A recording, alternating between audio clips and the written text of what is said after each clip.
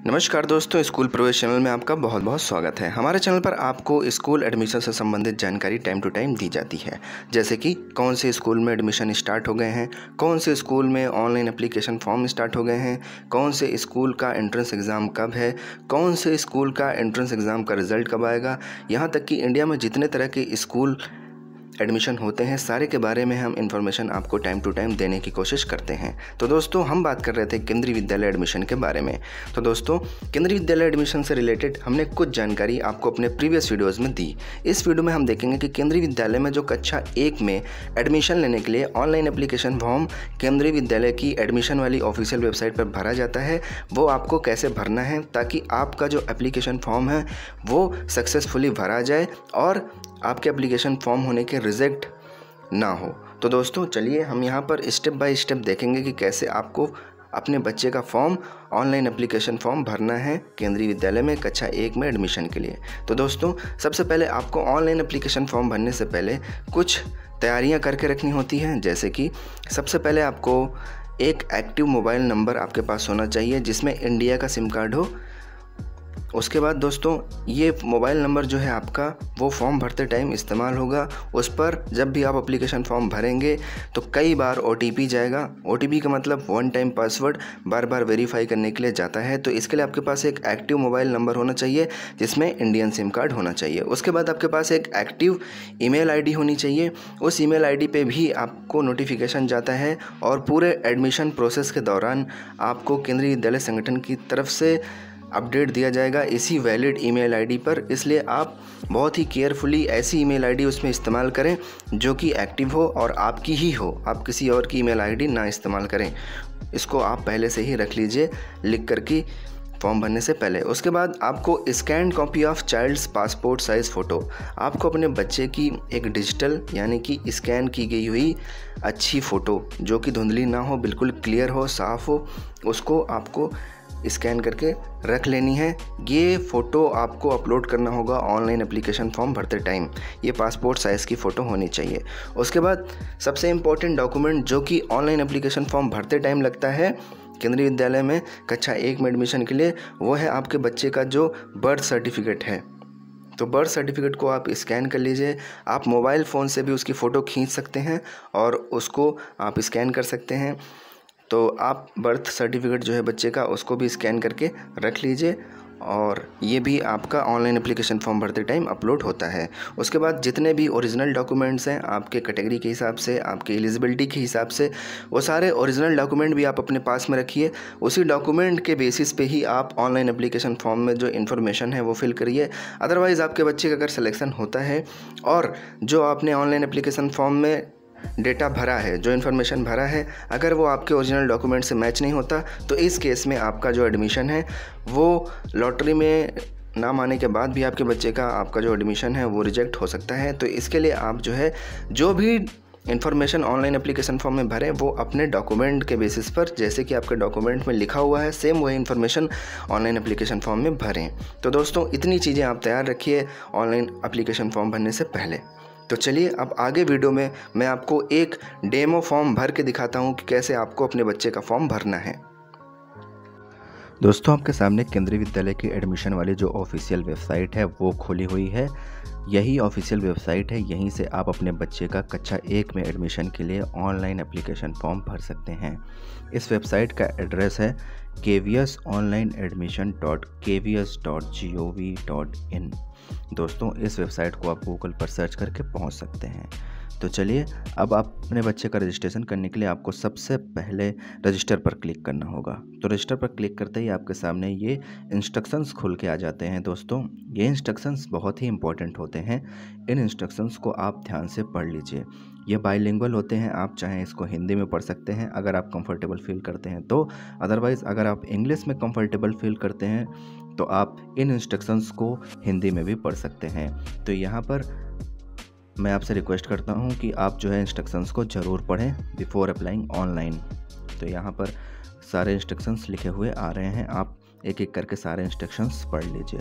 उसके बाद आपको यहाँ चेक बॉक्स में सही टिक करना है और प्रोसीड वाले बटन पर क्लिक करके आगे बढ़ना है।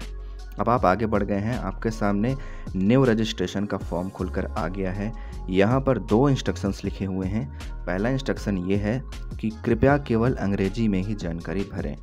तो जो भी डिटेल आप अपने बच्चे की भरेंगे रजिस्ट्रेशन फॉर्म में, वो आपको इंग्लिश में ही भरना है। उसके बाद दूसरा इंस्ट्रक्शन है, यहाँ दर्ज की गई जानकारियाँ को सबमिट करने के बाद संशोधित नहीं किया जा सकता। मतलब कि यहाँ पर जो भी आप जानकारी भरेंगे, इसको आप आगे फर्दर स्टेप में सही नहीं कर सकते। तो इसमें आप सही जानकारी भरें। तो सबसे पहले आपको बच्चे का फर्स्ट नेम यहाँ पर भरना है। आपके बच्चे का जो फर्स्ट नेम है, first name of the child, उसको आपको यहाँ पर फिल करना है। तो आप अपने बच्चे का फर्स्ट नेम यहाँ पर फिल कर दीजिए। मैं अपने बच्चे का फर्स्ट नेम यहाँ पर फिल करना हूँ, क्योंकि ये डेमो है दोस्तों, तो यहाँ मैं एग्जांपल बता रहा हूँ। उसके बाद आपको middle name of the child, अपने बच्चे का मिडिल नेम अगर है तो फिल कर दीजिए, अदरवाइज़ ये ज़रूरी नहीं है, इसको आप छोड़ भी सकते हैं। उसके बाद बच्चे का last name of the child, जैसे कि संदीप गौतम, मेरे बच्चे का नाम तो Sandeep first name, Gautam last name. उसके बाद आपको बताना है कि क्या आपका बच्चा डिफरेंटली एबल्ड की कैटेगरी में आता है क्या। अगर आपका बच्चा डिफरेंटली एबल की कैटेगरी में आता है तो आप यहाँ पर हाँ टिक करेंगे, अगर नहीं आता है तो आप यहाँ पर नहीं टिक करेंगे। तो मेरा बच्चा डिफरेंटली एबल कैटेगरी में नहीं आता है तो मैंने नहीं टिक कर दिया। अगर आपका बच्चा आता है तो आप हाँ टिक करेंगे। उसके बाद यहाँ पर बच्चे की डेट ऑफ बर्थ आपको सेलेक्ट करके भरनी है। तो सेलेक्ट करने के लिए आपके सामने कैलेंडर खुल के आ जाता है।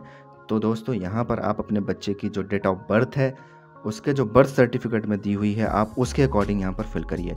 मैंने यहाँ पर देखिए जो अपने बच्चे की डेट ऑफ बर्थ है वो मैंने ईयर 2021 ले लिया है, जो कि केवी के जो ऑफिशियल गाइडलाइन है उसके हिसाब से नहीं है। इसलिए यहाँ पर लिखकर आ रहा है कि जो बच्चे की मिनिमम एज है वो 5 साल होनी चाहिए और मैक्सिमम एज जो है वो 7 साल होनी चाहिए 1 अप्रैल 2021।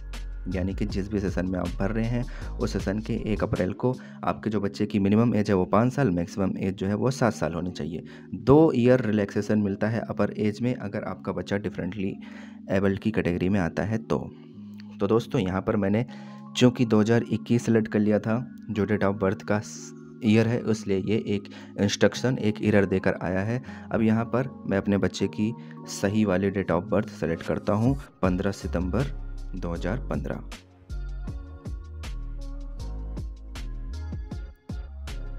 इस तरीके से आप अपने बच्चे की जो आपके बच्चे की डेट ऑफ बर्थ है आप सेलेक्ट कर लीजिएगा। क्योंकि मैं ये डेमो दे रहा हूँ तो इसलिए मैं आप सेलेक्ट करके दिखा रहा हूँ। तो देखिए जैसे ही मैंने यहाँ पर 15/9/2015 यानी कि 15 सितंबर 2015 सेलेक्ट किया, मेरे बच्चे की जो डेट ऑफ बर्थ है वो एक्सेप्ट हो गई है। अब यहाँ पर मैं आपको एक ऐसी डेट जो कि केंद्रीय विद्यालय की एज क्राइटेरिया से बाहर है 2011, उसको सिलेक्ट करके दिखाता हूँ आपको। देखिए क्या ये एक्सेप्ट करता है या नहीं करता है। तो ऐसे में जो लोगों को कन्फ्यूज़न थी कि मेरे बच्चे की डेट ऑफ बर्थ इतनी है तो क्या मैं फॉर्म भर सकता हूँ, तो दोस्तों जब आप एप्लीकेशन फॉर्म भरने लगेंगे तो वहीं पे ही आपके बच्चे का एप्लीकेशन फॉर्म एक्सेप्ट नहीं होगा अगर आपके बच्चे की जो डेट ऑफ बर्थ है वो प्रिस्क्राइब्ड डेट ऑफ बर्थ जो एज की क्राइटेरिया उससे बाहर है। आप देख सकते हैं यहाँ पर फिर से एरर आ गया क्योंकि मैंने यहाँ पर 2011 जो ईयर है, डेट ऑफ बर्थ की जो ईयर है उसको मैंने 2011 सेलेक्ट कर लिया था। तो मैं इसको फिर से सही करता हूँ और आगे बढ़ता हूँ। तो मैंने अपने बच्चे की डेट ऑफ बर्थ फिर से सही किया जो 15 सितंबर 2015 है और अब आगे बढ़ते हैं। तो आप देख सकते हैं कि ये अब एक्सेप्ट हो गई है। उसके बाद आपको यहाँ पर एक ऑप्शन चूज़ करना है कि क्या बच्चे के दादा दादी नाना नानी वो जो है ये बच्चे के दादा दादी नाना नानी या बच्चे के माता पिता केंद्रीय विद्यालय संगठन के कर्मचारी हैं क्या, रिटायर हैं या वर्किंग हैं, ये आपको सेलेक्ट करना है। यहाँ पर ध्यान दीजिए ये केंद्रीय विद्यालय संगठन की बात मैं कर रहा हूँ।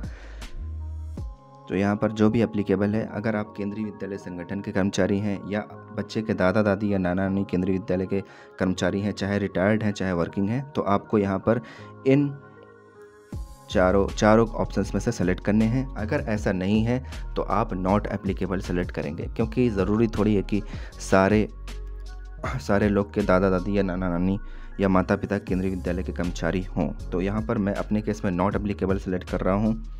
उसके बाद दोस्तों यहाँ पर आपको ईमेल आईडी डालनी है। तो मैं यहाँ पर अपनी रजिस्टर्ड ईमेल आईडी डाल दे रहा हूँ।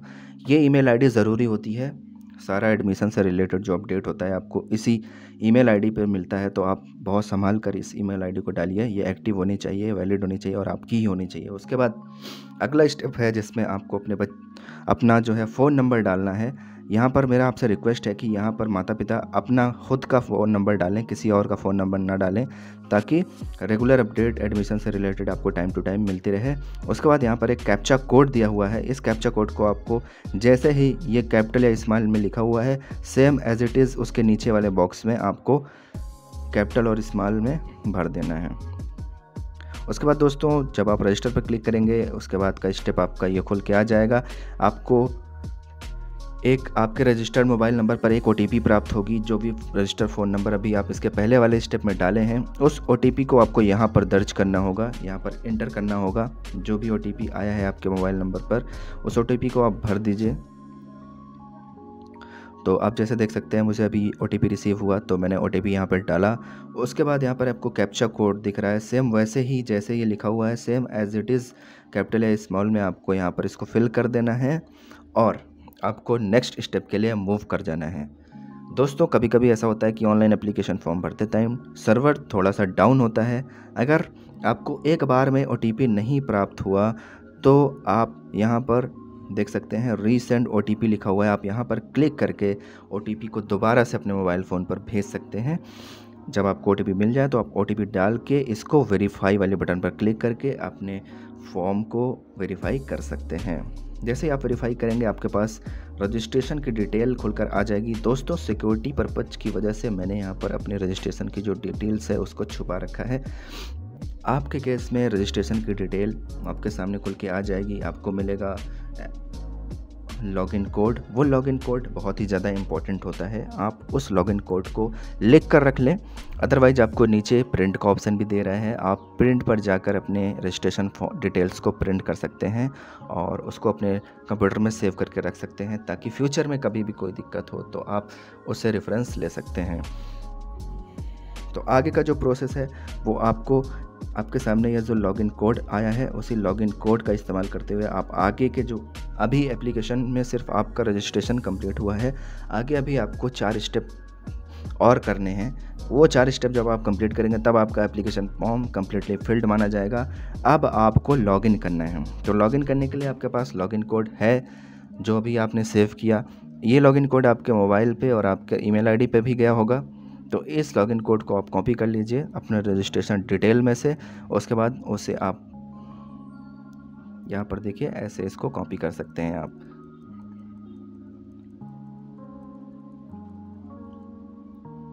उसके बाद आपको लॉगिन कोड वाले बॉक्स में इस लॉगिन कोड को पेस्ट कर देना है। नेक्स्ट में फिर आपको अपने बच्चे की डेट ऑफ बर्थ भरनी है, वही डेट ऑफ बर्थ जो आपने रजिस्ट्रेशन के टाइम पे डाला था। मैंने डाला था 15 सितंबर 2015। आप अपने बच्चे के डेट ऑफ बर्थ डालिए जो आपने रजिस्ट्रेशन करते टाइम डाला था।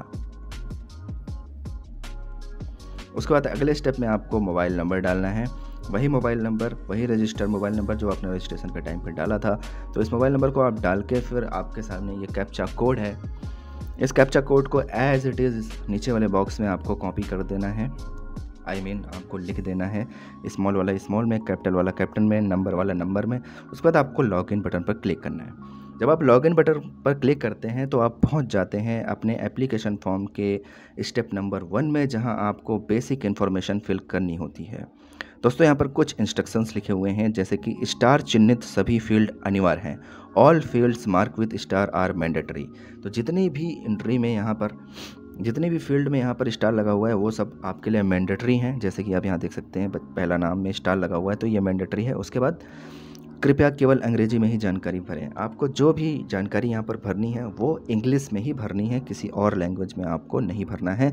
कि एप्लीकेशन फॉर स्टैंडर्ड 1 और एकेडमिक ईयर 2021-22 के लिए है।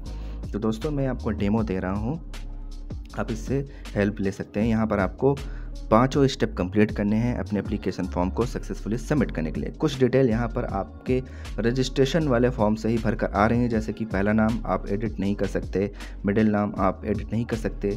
जैसे कि उसने पहले ही बताया था कि यहाँ पर भरी हुई जानकारी आप मॉडिफाई नहीं कर सकते।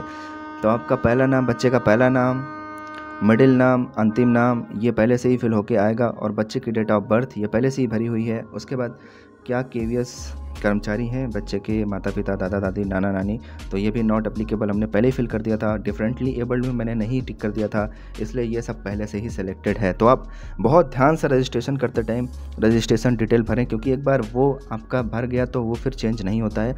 अब अगले स्टेप में हमें चूज़ करना है बच्चे का जो जेंडर है, लिंग, मेल, फीमेल या फिर थर्ड जेंडर।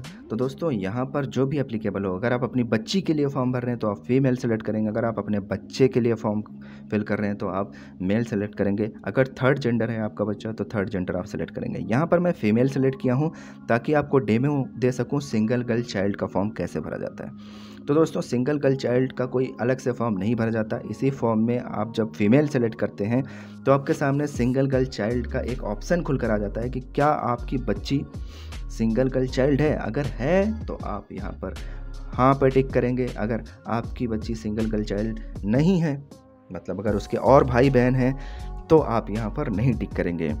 और अगर आप सिंगल गर्ल चाइल्ड कैटेगरी के लिए अप्लाई करते हैं तो दोस्तों ध्यान रहे कि आपकी इकलौती संतान लड़की होनी चाहिए, उसके और कोई भाई बहन नहीं होनी चाहिए, तभी वो एप्लीकेबल होगा। और अगर मैं यहाँ पर हाँ टिक करता हूँ तो आपके सामने एक ऑप्शन और खुल के आ जाता है, ट्विन या ट्रिपलेट गर्ल्स, यानी कि क्या आपकी जो बच्ची है वो जुड़वा बहन है या 3 बहनें हैं। तो अगर किसी केस में, वैसे तो ये बहुत ही स्पेशल केस होता है, अगर किसी के केस में ऐसा है तो आप यहाँ पर हाँ टिक करेंगे। अगर आप अपने दोनों जुड़वा बहनों का फॉर्म केंद्रीय विद्यालय में भरना चाहते हैं तो उसके बाद अगर हाँ टिक कर देंगे आप तो ठीक है, आपको फिर ट्विन या ट्रिपलेट गर्ल्स के लिए अलग से प्रोसेस करना होता है। अगर आप नहीं टिक करते हैं तो दैट इज़ ओके, फिर आपको सिंगल गर्ल चाइल्ड के लिए ही आपका जो एप्लीकेशन फॉर्म है वो सिंगल गर्ल चाइल्ड की कैटेगरी में चला जाएगा। तो दोस्तों इसका मैं अलग से डेमो वीडियो बना के दिखा दूंगा। अभी मैं यहाँ पर मेल सेलेक्ट कर लेता हूँ। उसके बाद का जो प्रोसेस होता है, यहाँ पर अगले स्टेप में हमें चूज करना होता है फैमिली इनकम ग्रुप। तो फैमिली इनकम ग्रुप में यहाँ पर 3 ऑप्शन दिए हुए हैं, कम आय वर्ग के अंतर्गत नहीं, do not belong to low income group, economically weaker section, आर्थिक रूप से कमजोर वर्ग, EWS, गरीबी रेखा से नीचे, BPL, बिलो पॉवर्टी लाइन। तो इसमें जो भी एप्लीकेबल हो आपके लिए आप उसको सेलेक्ट कर सकते हैं। अगर आप EWS सेलेक्ट करते हैं तो आपके पास EWS का सर्टिफिकेट नंबर होना चाहिए, उसमें आपको EWS सर्टिफिकेट आपका कब जारी हुआ और उस EWS सर्टिफिकेट को आप किसने बनाया है, ये सारी डिटेल आपको ऑनलाइन एप्लीकेशन फॉर्म भरते टाइम ही फिल करना होता है। सेम यही प्रोसेस अगर आप BPL सेलेक्ट करते हैं, बिलो पॉवर्टी लाइन, तो भी आपको BPL सर्टिफिकेट का क्रमांक यानी कि BPL सर्टिफिकेट नंबर और BPL सर्टिफिकेट डेट की इशू की डेट क्या है वो, और BPL सर्टिफिकेट किसने जारी किया उनका नाम, इशूइंग अथॉरिटी का नाम, आपको यहाँ पर इतनी detail online application form fill करते टाइम ही भरना होता है। तो दोस्तों अगर आप कम आय यानी कि do not belong to low income group से बिलोंग करते हैं तब तो कोई दिक्कत नहीं है, तब आपको खाली वहाँ पर टिक कर देना है, कोई डिटेल नहीं भरनी है। अगर आप इकोनॉमिकली वीकर सेक्शन या फिर BPL से बिलोंग करते हैं तो आपको ये डिटेल्स भरनी होती हैं आपके सर्टिफिकेट के बेसिस पर। तो अभी हमने सेलेक्ट किया है do not belong to low income group. उसके बाद का जो स्टेप है उसमें आपको अपनी कास्ट कैटेगरी यानी कि जाति वर्ग सेलेक्ट करना होता है, जिसमें कि journal, OBC, creamy layer, OBC, non creamy layer, SC या ST। तो यहाँ पर जो भी आपकी कास्ट कैटेगरी है आप वो सेलेक्ट कर लें। हमारे केस में मैं SC हूँ तो मैं SC सेलेक्ट कर लिया।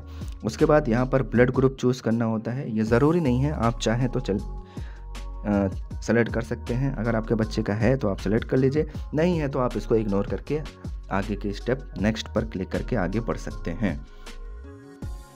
अब हमने अपना जो फर्स्ट स्टेप है वो कंप्लीट कर लिया है ऑनलाइन एप्लीकेशन फॉर्म का।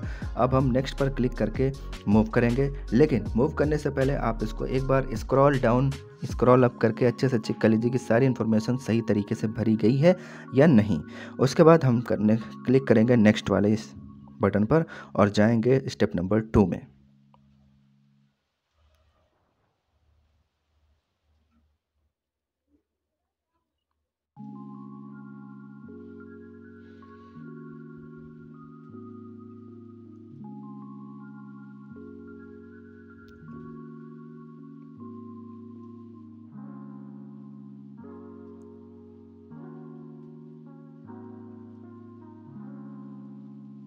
अब दोस्तों हम लोग पहुंच चुके हैं स्टेप नंबर 2 पे, जहां पर आपको पेरेंट्स की डिटेल देनी है, यानी माता पिता की, बच्चे की माता पिता की डिटेल्स आपको यहां पर फिल करनी होती है। तो सबसे पहले मदर की डिटेल यहां पर फिल करनी होती है, मिसेज और यहाँ पर मैंने मदर का नाम फिल कर दिया। उसके बाद वाले स्टेप में आपको मदर की नेशनलिटी चूज़ करनी है, वो इंडियन है या फिर कोई अदर नेशनलिटी है उनके पास। उसके बाद यहाँ पर आपको एक ऑप्शन दिख रहा है कि क्या आप जो मदर की डिटेल है वो फादर की डिटेल में एड्रेस में कॉपी करना चाहते हैं। अगर ऐसा है, यानी कि मदर और फादर की जो एड्रेस है वो सेम है, दोनों एक ही जगह पर रहते हैं, तो आप यहाँ पर हाँ टिक करिए। अदरवाइज़ अगर मदर या फादर अलग अलग जगह पर रहते हैं, दोनों लोग का जो एड्रेस है वो अलग है, तो आप यहाँ पर नहीं टिक करिए। तो मेरे केस में यहाँ पर मैं हाँ टिक करता हूँ, क्योंकि मदर और फादर साथ में ही रहते हैं। उसके बाद यहाँ पर कंट्री सेलेक्ट करना है कि मदर कौन सी कंट्री की हैं, कौन सी कंट्री में निवास करती हैं। तो मैंने यहाँ पर इंडिया सेलेक्ट कर लिया। उसके बाद स्टेट आपको सेलेक्ट करना है, तो मैंने यहाँ पर उत्तर प्रदेश सेलेक्ट कर लिया है। आपके हिसाब से जो एप्लीकेबल हो, आप जिस स्टेट के हैं, मतलब चाइल्ड की जो मदर है वो जिस भी स्टेट की हैं, वो स्टेट सेलेक्ट करेंगी। उसके बाद सिटी ऑफ रेजिडेंस, मेरा प्रतापगढ़ है तो मैंने प्रतापगढ़ सेलेक्ट कर लिया। आपका जो भी सिटी है आप अपना सेलेक्ट करिए। उसके बाद यहाँ पर रेजिडेंशियल एड्रेस आपको फिल करना है। तो रेजिडेंशियल एड्रेस जो भी मदर का है आप यहाँ पर पूरा अच्छे से भर दीजिए। मेरा जो मदर का रेजिडेंशियल एड्रेस है मैंने यहाँ पर फिल कर दिया है। तो आप देख सकते हैं, क्योंकि मैंने वहाँ पर हाँ टिक किया था कि मैंने एड्रेस जो है फादर का सेम रखना चाहता हूँ, तो इसलिए फादर वाले में जो एड्रेस है वो ऑटोमेटिक फिल होता चला जा रहा है। उसके बाद दोस्तों यहाँ पर घर का टेलीफ़ोन नंबर, उसके बाद मदर का मोबाइल नंबर, मदर का ईमेल आईडी अगर आप भरना चाहें तो भर सकते हैं। ये फील्ड ज़रूरी नहीं है, नहीं भरना चाहें तो आप इसको इग्नोर करके आगे बढ़ सकते हैं। उसके बाद मदर का ऑक्यूपेशन क्या है, जैसे मदर जो है बच्चे की वो क्या काम करती हैं। जैसे मेरे केस में हाउस वाइफ है तो मैंने हाउस वाइफ मेंशन कर दिया। फिर उनके संस्था का नाम, वो कहाँ पर काम करती हैं, तो हाउस में। दोस्तों अगर किसी की मदर गवर्नमेंट जॉब में है तो उनको यहाँ पर गवर्नमेंट जॉब लिखना है। उसके बाद आप फादर की डिटेल यहाँ पर क्लिक करना है। फादर की डिटेल आपको यहाँ पर मिस्टर टाइटल लगाना है। अगर फादर की अनफॉर्चुनेटली डेथ हो गई है तो यहाँ पर आप लेट लगा सकते हैं। उसके बाद फादर का पूरा नाम आपको एक ही बॉक्स में फिल करना है। कंप्लीट नेम आपको एक ही बॉक्स में पूरा कंप्लीट नेम फिल करना है। फर्स्ट नेम सेकंड नेम यहाँ पर ऐसा नहीं है। उसके बाद उनकी नेशनलिटी क्या है, तो वो इंडियन है, मैंने इंडियन सेलेक्ट कर दिया। जैसे कि अब मैंने यहाँ पर टिक किया था कि जो मदर का एड्रेस है वो ही फादर का एड्रेस है, तो आप देख सकते हैं कि जो मदर वाला एड्रेस है वही कम्प्लीटली पूरा कॉपी यहाँ पर फिल हो गया है। उसके बाद फादर का फ़ोन नंबर आपको यहाँ पर डालना है, उनकी ईमेल आईडी अगर है तो डाल दीजिए। उसके बाद फादर क्या काम करते हैं वो भी आपको यहाँ पर स्पेसिफाई करना होता है। ये ज़रूरी नहीं है, मैंडेटरी फील्ड नहीं है, आप चाहें तो इसको कर सकते हैं, नहीं चाहें तो इसको आप इग्नोर करके आगे बढ़ सकते हैं। वो कौन से ऑर्गेनाइजेशन में काम करते हैं ये आप चाहें तो यहाँ पर स्पेसिफाई कर सकते हैं। मैंने यहाँ पर रेलवे एम्प्लॉई डाल दिया है और जो उनकी संस्था का नाम है वो इंडियन रेलवेज़, तो मैंने यहाँ पर इंडियन रेलवेज़ स्पेसिफाई कर दिया है। अगर किसी बच्चे के पिता जो हैं वो प्राइवेट जॉब करते हैं तो प्राइवेट जॉब का नाम यहाँ पर और वो कहाँ पर काम करते हैं ये आप स्पेसिफाई कर सकते हैं। वैसे नहीं करेंगे तो कोई बात नहीं। फिर उसके बाद नेक्स्ट पर क्लिक करके हम अगले स्टेप की तरफ मूव करेंगे ऑनलाइन एप्लीकेशन फॉर्म के। आप अच्छे से सारी डिटेल चेक कर लीजिए। उसके बाद नेक्स्ट स्टेप जो है बहुत ही इंपॉर्टेंट स्टेप होता है दोस्तों। यहाँ पर हमें केंद्रीय विद्यालयों को चुनना होता है जहाँ पर हमें एडमिशन लेना होता है। तो यहाँ पर आप जो भी केंद्रीय विद्यालय चुनेंगे उसमें ऐसा नहीं है कि अगर आप केंद्रीय विद्यालय फर्स्ट चूज किए हैं तो आपको फर्स्ट वाले केंद्रीय विद्यालय में एडमिशन होने के चांसेस ज़्यादा रहेंगे।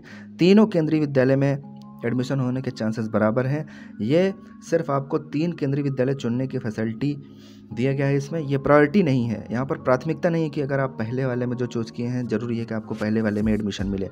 आपका एप्लीकेशन तीनों केंद्रीय विद्यालय में अलग अलग जाता है, तो आपको आपके बच्चे का जो एडमिशन का चांस है वो तीनों केंद्रीय विद्यालय में बराबर होता है। तो दोस्तों यहाँ पर आप कम से कम 1 केंद्रीय विद्यालय चूज कर सकते हैं और ज़्यादा से ज़्यादा 3 केंद्रीय विद्यालय चूज कर सकते हैं एक एप्लीकेशन फॉर्म में एक बच्चे के लिए।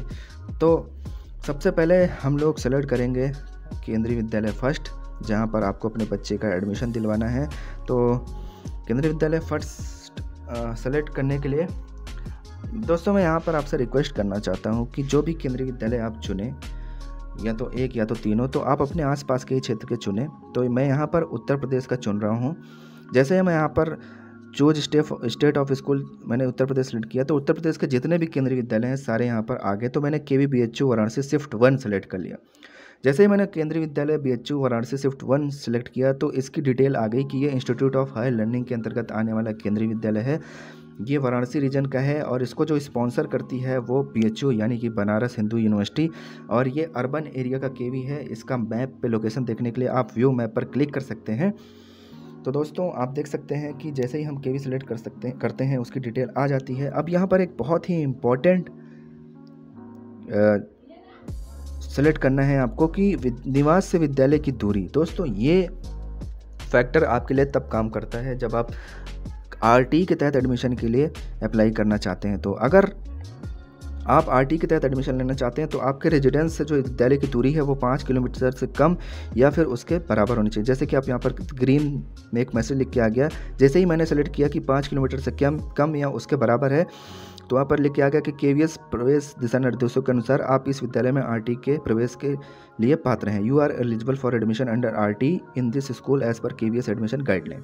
दोस्तों आप देख सकते हैं कि क्योंकि मैं डिसएडवांटेज कैटेगरी से भी आता हूँ, मैंने SC सेलेक्ट किया था, तो अब मेरे लिए ये आपका जो है RT का ये ऑप्शन खुलकर आया है। मैं यहाँ पर अगर सेलेक्ट करता हूँ कि मेरे रेजिडेंस से जो स्कूल की दूरी है यानी कि उस केंद्रीय विद्यालय की दूरी है जिस पर मैं एडमिशन लेना चाहता हूँ वो 5 किलोमीटर से कम या उसके बराबर है, तब मेरा जो एप्लीकेशन फॉर्म है वो ऑटोमेटिक RT कैटेगरी के लिए चला जाएगा। और अगर मैं सेलेक्ट कर देता हूँ कि 5 किलोमीटर से ज़्यादा है, मेरे घर से केंद्रीय विद्यालय की दूरी है वो 5 किलोमीटर से ज़्यादा है शहरी क्षेत्र में, तो आप यहाँ पर देख सकते हैं एक मैसेज लिख के आ गया कि you are not eligible for admission under RT in this school as per KVS admission guideline. तो यहाँ पर लिख कर आ गया कि आप RT के लिए एलिजिबल नहीं हैं, भले ही हम डिसएडवांटेज ग्रुप SC कैटेगरी से बिलोंग करते हैं। तो आप देख सकते हैं कि यहाँ पर जो रेजिडेंस से स्कूल की दूरी है, केंद्रीय विद्यालय की दूरी है, एक बहुत ही इंपॉर्टेंट फैक्टर है RT के तहत एडमिशन लेने के लिए। तो दोस्तों ये जो क्राइटेरिया है ये 5 किलोमीटर शहरी क्षेत्र के लिए है और 8 किलोमीटर ग्रामीण क्षेत्र के लिए है। अब यहाँ पर आप देख सकते हैं कि एक इंस्ट्रक्शन लिख कर आ रहा है कि कृपया नीचे पिता माता दादा दादी नाना नानी केवल IHL प्रोजेक्ट सेक्टर विद्यार्थियों की प्राथमिकता 1 के लिए मान्य के सेवा प्राथमिकता श्रेणी का चयन करें। ध्यान दें कि सेवा प्राथमिकता श्रेणी की प्राथमिकता पिता माता दादा दादी नाना नानी के लिए अलग अलग हो सकती हैं। आपको सलाह दी जाती है कि चयनित विद्यार्थी के लिए उच्चतम सेवा प्राथमिकता श्रेणी का चयन करें क्योंकि यह प्रवेश की प्राथमिकता को प्रभावित कर सकता है। तो दोस्तों यहाँ पर कह रहे हैं कि आपको सर्विस प्रायोरिटी कैटेगरी चूज़ करनी है जो कि बेस्ड होती है बच्चे के माता पिता दादा दादी या फिर नाना नानी। तो अब यहाँ पर आप देख सकते हैं कि do you need help in filling service priority category. तो यहाँ पर केंद्रीय विद्यालय संगठन के द्वारा आपको एक फैसिलिटी दी जाती है। अगर आपको ये नहीं पता है कि हम इस संस्था में काम करते हैं और हमारी ये पोस्ट है तो हम कौन सी सर्विस प्रायोरिटी कैटेगरी में आएंगे, तो आपको यहाँ पर एक फैसिलिटी दी जाती है कि आप जो है बच्चे के पिता माता दादा दादी या नाना नानी का एम्प्लॉयमेंट का वो चुने कि वो कहाँ पर काम करते हैं, उसके बाद वो सर्विंग हैं या रिटायर्ड हैं वो चुनना है आपको। उसके बाद जो सर्विस प्राथमिकता श्रेणी है वो केंद्रीय विद्यालय संगठन ऑटोमेटिक आपको यहाँ पर डिस्प्ले कर देगा। दोस्तों यहाँ पर मैं चूज किया कि इंस्टीट्यूट ऑफ हायर लर्निंग में बच्चे के पिता काम करते हैं और वो यहाँ पर आप देख सकते हैं कई सारे ऑप्शन खुल रहे हैं, serving parent, serving grand parent, serving project, serving council of warden employ, retired parents who are permanent employ, retire grand parents who were permanent employ. तो जैसे ही मैंने यहाँ की service parent, institute of higher learning में serving parents हैं जो बच्चे के माता पिता हैं, तो यहाँ पर आप देख सकते हैं कि जो सर्विस प्रायोरिटी कैटेगरी है वो फर्स्ट प्रायोरिटी कैटेगरी ऑटोमेटिक आ गई। और आप देख सकते हैं कि यहाँ पर जो चूज सर्विस प्रायोरिटी कैटेगरी है वहाँ पर सर्विस प्रायोरिटी 1 जो है वो ऑटोमेटिक सेलेक्ट हो गई है। तो दोस्तों अगर आपको नहीं पता कि आप यहाँ पर काम करते हैं या इस क्षेत्र में काम करते हैं तो आपकी सर्विस प्रायोरिटी कैटेगरी क्या होगी, तो आप इसका इस्तेमाल कर सकते हैं, इसका हेल्प ले सकते हैं। ये आपको बता देगा कि आपकी सर्विस प्रायोरिटी कैटेगरी क्या है। दोस्तों यहाँ पर इन्होंने एक डिस्क्लेमर दिया है कि सारे एफर्ट्स अच्छे एफर्ट्स किए गए हैं कि ताकि एक्यूरेसी मेंटेन रहे, लेकिन केंद्रीय विद्यालय इसकी कोई जिम्मेदारी नहीं लेता कि जो भी यहाँ पर आपको हेल्प दी जाएगी वो 100% एक्यूरेट हो। अगर आपको कन्फ्यूज़न लगता है तो आप इसको एक बार वेरीफाई कर लें केंद्रीय विद्यालय संगठन की तरफ से, केंद्रीय विद्यालय के ऑफिशियल की तरफ से आप इसको उसके बाद यहाँ पर आपको अगले स्टेप में ये चूज़ करना है कि अभिभावक में माता पिता दादा दादी नाना नानी केवल IHL या प्रोजेक्ट सेक्टर। तो जो IHL या प्रोजेक्ट सेक्टर के अंतर्गत आने वाले केंद्रीय विद्यालय हैं उनके लिए ये एप्लीकेबल होता है। अगर वहाँ पर बच्चे के दादा दादी नाना नानी माता पिता अगर वर्किंग या फिर रिटायर्ड एम्प्लॉई हैं तो उनको फर्स्ट प्रायोरिटी की कैटेगरी मिलती है। तो यहाँ पर आपको सेलेक्ट करना होता है कि आपको बच्चे के माता पिता दादा दादी या कौन वहाँ पर काम कर रहे हैं। तो यहाँ पर बच्चे के फादर काम करते हैं, तो मैंने यहाँ पर फादर सेलेक्ट कर लिया है। उसके बाद इतना सेलेक्ट करने के बाद आपको नेक्स्ट मूव करना है। नेक्स्ट मूव करते ही आप डॉक्यूमेंट अपलोडिंग वाले यानी कि स्टेप 4 पर पहुंच जाते हैं। लेकिन दोस्तों आपने यहाँ पर नोटिस किया होगा कि अभी मैंने सिर्फ और सिर्फ एक ही केंद्रीय विद्यालय सेलेक्ट किया है। तो अब अभी 2 केंद्रीय विद्यालय और सेलेक्ट करने हैं। तो 2 और केंद्रीय विद्यालय सेलेक्ट करने के लिए आपको प्रीवियस वाले बटन पर क्लिक करके स्टेप नंबर 3 में फिर से जाना होगा। अदरवाइज़ अगर आप मूव कर जाते हैं तो सिर्फ और सिर्फ आपका एक ही केंद्रीय विद्यालय सेलेक्ट होता है। और यहाँ पर दोस्तों आप देख सकते हैं लिख कर आ रहा है कि following documents are required to be presented to the school at the time of admission if offered. अगर आपके बच्चे का एडमिशन होता है इस केंद्रीय विद्यालय में KVBHU वाराणसी शिफ्ट 1 में, तो आपको ये सारे डॉक्यूमेंट्स एडमिशन के टाइम पर लेकर जाने होंगे केंद्रीय विद्यालय में। दोस्तों जो भी आपकी एलिजिबिलिटी होगी, जो भी आपकी सर्विस प्रायोरिटी कैटेगरी होगी, उसके बेसिस पर जब आप केंद्रीय विद्यालय सेलेक्ट करते हैं और आगे के स्टेप पर आते हैं तो आपको डॉक्यूमेंट्स की एक लिस्ट पूरी पहले ही जनरेट होकर आ जाती है, ताकि आपको डॉक्यूमेंट से रिलेटेड कोई कन्फ्यूज़न ना रहे और आप ये डॉक्यूमेंट्स पहले से ही तैयार करके रखें ताकि एडमिशन के टाइम पर कोई भी दिक्कत ना हो। तो दोस्तों यहाँ पर आप देख सकते हैं कि डॉक्यूमेंट्स की पूरी लिस्ट आ गई है, तो आपको टेंशन लेने की ज़रूरत नहीं है। आप जितने भी केंद्रीय विद्यालय सेलेक्ट करेंगे अपनी सर्विस प्रायोरिटी के हिसाब से, अपनी एलिजिबिलिटी के हिसाब से, अपने कैटेगरी के हिसाब से, तो ये केंद्रीय विद्यालय संगठन का ये जो पोर्टल है ये ऑटोमेटेड जो आपकी डॉक्यूमेंट्स की चेक लिस्ट है वो आपके फॉर्म में डिस्प्ले कर देगा। इसको आप नोट डाउन कर सकते हैं, या फिर जब आप अपने फॉर्म का फाइनल प्रिंट लेंगे, क्योंकि फाइनल प्रिंट लेना बहुत ही ज़्यादा ज़रूरी होता है। जब आप अपने बच्चे के फॉर्म का फाइनल प्रिंट लेंगे तो उसके साथ ही भी आपको ये डॉक्यूमेंट्स की लिस्ट अलग अलग केंद्रीय विद्यालयों के लिए आ जाएगी। उसके बाद दोस्तों अब हम चूज़ कर रहे हैं दूसरा केंद्रीय विद्यालय। अभी तो मैंने सिर्फ एक ही सिलेक्ट किया था, अब दूसरा वाला केंद्रीय विद्यालय भी सिलेक्ट करने चल रहा हूँ। तो दूसरा वाला सिलेक्ट करने के लिए आपको सेलेक्ट विद्यालय 2 पर क्लिक करना होता है। जैसे ही आप इस पर क्लिक करते हैं तो आपके सामने फिर से आ जाता है कि आपको चूज स्टेट ऑफ स्कूल। तो बेटर है कि आप अपने आसपास के ही स्कूल को चूज़ करें। आप चाहें तो अलग अलग स्टेट के भी चूज़ कर सकते हैं। तो मैंने फिर से यहाँ पर उत्तर प्रदेश का सेलेक्ट किया। दोस्तों शिफ्ट 1 और शिफ्ट 2 अलग अलग स्कूल होते हैं। इस चीज़ को दर्शाने के लिए मैं यहाँ पर KVBHU वाराणसी शिफ्ट 2 सेलेक्ट किया। जैसे कि बहुत सारे लोग पूछते हैं कि शिफ्ट 1 शिफ्ट 2 क्या होता है, तो आप देख सकते हैं कि शिफ्ट 1 शिफ्ट 2 अलग अलग स्कूल कंसीडर किए जाते हैं। सेम वही प्रोसेस जैसे मैंने पहला चूज़ किया वैसे मैं अब दूसरा चूज़ कर रहा हूँ।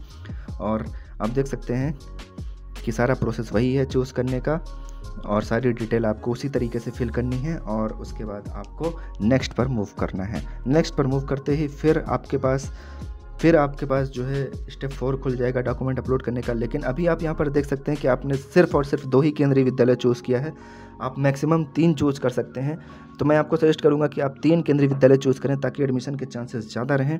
तो फिर से चूज़ करने के लिए फिर से आपको प्रीवियस वाले बटन पर क्लिक करके बैक आना होता है।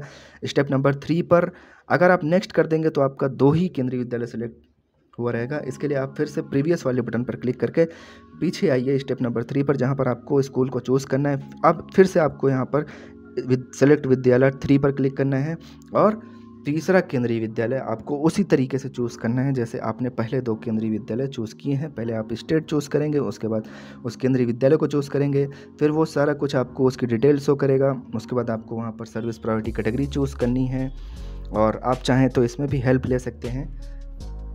तो दोस्तों अगर आपकी सर्विस प्रायोरिटी कैटेगरी यानी कि अगर आप सरकारी नौकरी वाले नहीं हैं तो आपके लिए जो सर्विस प्रायोरिटी कैटेगरी होती है वो कैटेगरी 5 होती है बाय डिफ़ॉल्ट। यानी कि जिस बच्चे के माता पिता प्राइवेट सेक्टर में जॉब करते हैं या फिर बिजनेसमैन हैं, फार्मिंग हैं, शॉपकीपर हैं, मतलब कि सरकारी नौकरी को छोड़ के और जितने भी जॉब हैं वो सारी की सारी आपकी कैटेगरी नंबर 5 में आती हैं। तो आप ऐसे केस में कैटेगरी 5 चूज़ करें। और दोस्तों यहाँ पर बहुत सारे लोगों को कन्फ्यूज़न होता है कि जो कॉन्ट्रैक्ट बेसिस पर हैं वो जैसे कि गवर्नमेंट इंस्टीट्यूट में या गवर्नमेंट सेक्टर में जो कॉन्ट्रैक्ट पे हैं उनका कौन सा कैटेगरी होगा। तो दोस्तों यहाँ पर सिर्फ और सिर्फ रेगुलर वाले जो है उनके लिए प्रायोरिटी कैटेगरी लगती है, कॉन्ट्रैक्ट वालों के लिए प्रायोरिटी कैटेगरी नहीं लगती है। वो कैटेगरी 5 में ही आएंगे, यानी कि वो भी आपके एक जनरल कैटेगरी यानी कि प्राइवेट सेक्टर की तरह ही काउंट किए जाएंगे। उसके बाद दोस्तों यहाँ पर हमने केंद्रीय विद्यालय 3 सेलेक्ट कर लिया है। उसके बाद हम नेक्स्ट करेंगे। नेक्स्ट पर मूव करते ही आपके पास स्टेप नंबर 4 खुलकर आ जाएगा। आप देख सकते हैं कि हमने तीनों केंद्रीय विद्यालय यहाँ पर सिलेक्ट कर लिया है और उसके हिसाब से हमें क्या क्या डॉक्यूमेंट्स देने हैं, उन डॉक्यूमेंट्स की लिस्ट भी आपके सामने खुल के आ गई है। अब स्टेप नंबर 4 में हमें डॉक्यूमेंट अपलोड करने हैं। तो दोस्तों 2 ही डॉक्यूमेंट ऑनलाइन एप्लीकेशन फॉर्म भरते टाइम अपलोड किए जाते हैं। पहला बच्चे का proof of date of birth यानी कि बर्थ सर्टिफिकेट, और उसके बाद दूसरा बच्चे की पासपोर्ट साइज़ की जो फ़ोटो होती है वो अपलोड करनी होती है। तो दोस्तों जो proof of date of birth of child यानी कि डेट ऑफ जो बोलते हैं आप जन्म प्रमाण पत्र, वो आपको स्कैन करके पहले ही रख लेना है, जैसे कि मैंने पहले वीडियो में बताया। तो जो उसकी साइज़ है वो 256 KB से कम होनी चाहिए। वो PDF या फिर JPEG फॉर्मेट में हो सकता है। तो मैंने यहाँ पर पहले ही बना के रखा है। अब मैं सेलेक्ट करता हूँ। अब मैं बर्थ सर्टिफिकेट अपलोड करने जा रहा हूँ। तो दोस्तों ऐसे मैंने बर्थ सर्टिफिकेट सेलेक्ट कर लिया। उसके बाद अपलोड वाले बटन पर क्लिक करना है। आप देख सकते हैं कि मैसेज लिखा गया फाइल अपलोडेड सक्सेसफुली। आपको ओके करना है। जब आप यहाँ पर व्यू वाला बटन दिखने लगे आपको, तो आप समझ लीजिए कि आपका जो डॉक्यूमेंट है वो अपलोड हो चुका है। उसके बाद बच्चे की फ़ोटो अपलोड करनी है। बच्चे की फ़ोटो मैंने यहाँ पर सिलेक्ट कर लिया, ओपन कर लिया। उसके बाद अपलोड वाली बटन पर क्लिक कर दिया। आप देख सकते हैं कि फाइल अपलोडेड सक्सेसफुली। फिर आपको ओके क्लिक करना है। फिर आप देख सकते हैं दोनों पे व्यू लिख के आ गया। तो इसका मतलब है कि हमने दोनों जो डॉक्यूमेंट है वो अपलोड कर दिए हैं। अब हम मूव करेंगे अपने नेक्स्ट स्टेप पे, क्योंकि हमारा जो डॉक्यूमेंट है वो अपलोड हो गया है। तो दोस्तों डॉक्यूमेंट अपलोड होने के बाद आप नेक्स्ट वाले बटन पर क्लिक करके अगले स्टेप नंबर 5 पर मूव कर सकते हैं, जो कि हमारा फाइनल स्टेप में है, जिसमें हमें डिक्लेरेशन देकर फाइनल सबमिट करना होता है। तो बच्चों यहाँ पर डिक्लेरेशन बाय द पेरेंट, बच्चे के माता पिता के द्वारा यहाँ पर एक डिक्लेरेशन देना होता है कि हमने जो भी फॉर्म में जानकारी भरी है वो सब सही हैं और हमने जो भी यहाँ पर डिटेल्स दी हैं बच्चे की वो सब कुछ सही है। उसके बाद यहाँ पर ये भी आपको, इसको आप अच्छे से पढ़ लीजिए। इसको आप अच्छे से पढ़ने के बाद यहाँ पर चेक बॉक्स में आपको टिक करना है और सही का निशान जब आप यहाँ पर देख लें तो आप ये मान लीजिए कि आपका जो टिक का निशान है वो लग गया है। तो इस बॉक्स में आपको टिक का निशान लगाना है। बच्चों दोस्तों आप यहाँ पर देख सकते हैं कि अभी सेव टू प्रीव्यू और सबमिट एप्लीकेशन, ये तीनों भी इनेबल नहीं हुए हैं, क्योंकि आपने ये जो बॉक्सेस में निशान नहीं लगाया। जैसे ही आप निशान लगाते हैं आप देख सकते हैं कि सेव टू प्रीव्यू, सेव करके आप अपने फॉर्म का प्रीव्यू ले सकते हैं। आप देख सकते हैं कि जो भी जानकारी आपने भरी है वो सही भरी है या नहीं। क्योंकि दोस्तों एक बार एप्लीकेशन फॉर्म सबमिट हो जाता है तो उसके बाद आप जो जानकारी है, अगर आपसे कुछ गलत भर गया तो वो एडिट नहीं हो सकता है। तो आप इस तरीके से अपने बच्चे का जो फॉर्म है उसका प्रीव्यू ले सकते हैं। आप सारा कुछ देख सकते हैं। यहाँ पर आपको शो हो रहा है कि आपने date of birth certificate upload कर दिया, बच्चे की फ़ोटो अपलोड कर दिया और यहाँ पर डॉक्यूमेंट्स की लिस्ट भी आ गई। तीनों केंद्रीय विद्यालय का आपको अलग अलग दिखाएगा, क्योंकि तीनों केंद्रीय विद्यालय में। अब आप देख सकते हैं आपने प्रीव्यू ले लिया। अब आपके पास सबमिट एप्लीकेशन फॉर्म का जो ऑप्शन है वो इनेबल हो गया है।